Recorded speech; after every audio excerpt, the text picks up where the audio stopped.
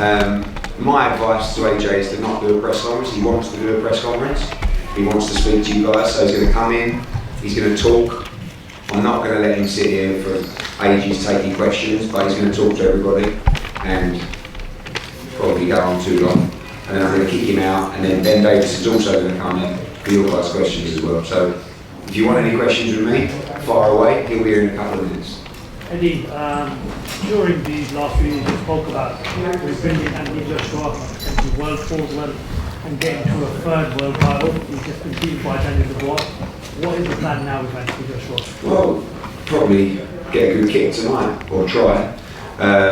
It's a difficult defeat, but you know, at this point you have to try and take any positives you can, and it's difficult because the start was disastrous.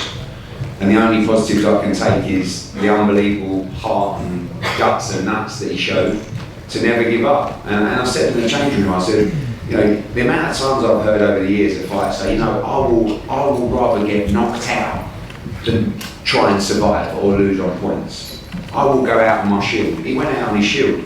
Even when he didn't have his legs, he was trying to land the right hand and he was trying to find a way back in the fight.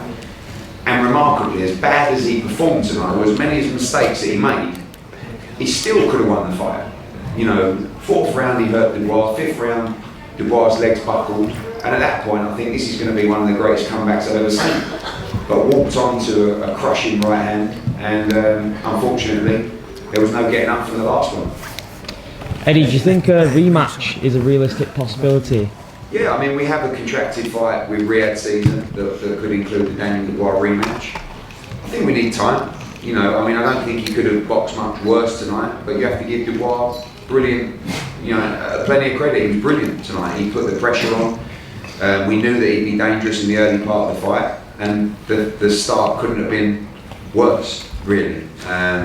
AJ will believe that he can box much better and beat him, but Dubois is going to be full of confidence.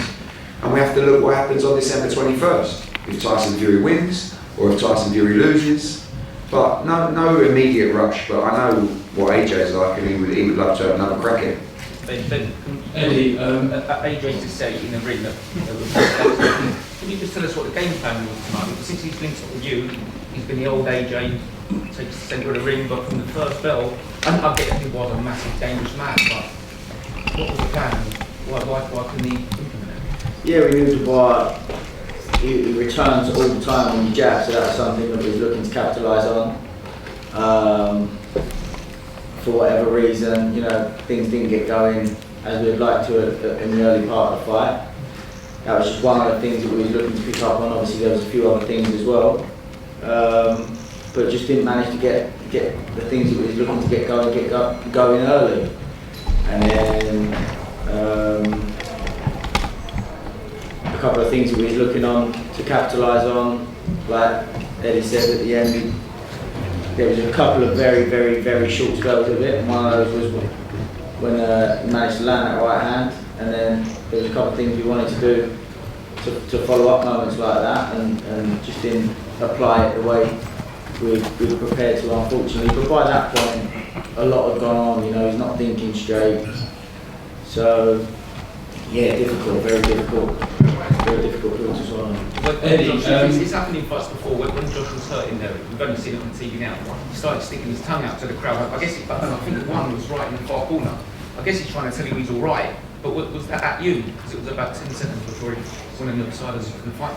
No, I was asking for something from him, and he sort of said like, "I'm okay. Let me know he's okay." Actually talking in there, and then he come back for the last round and just said to me, these are the moments that we live for, you know, and talked about rolling the dice, and that's what he done. And like Eddie said, you know, a lot of people talk about when they're having an off night, and that was an off night, and you know, I'd just like to say that me and my team have received a hell of a lot of credit for good performances that he's had, so it's important that we take responsibility for the bad performance as well, so we're willing to do that.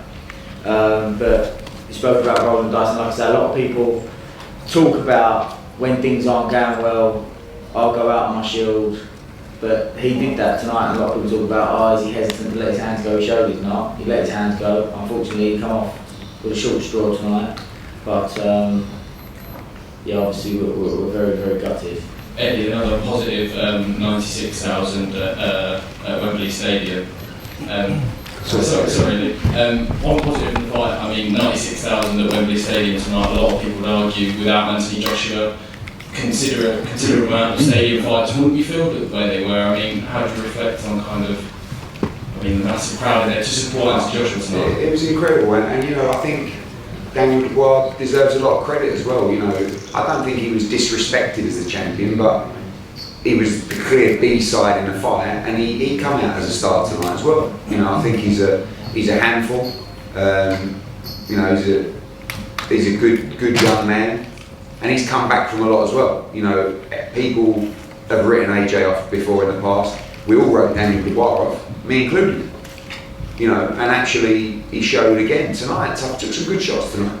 And it was only really when the 4th and 5th round come that I was thinking, actually we could start breaking him down here. But by then, like Ben said, because of the start, it's so difficult without a clear head to actually apply the things that he's been working on.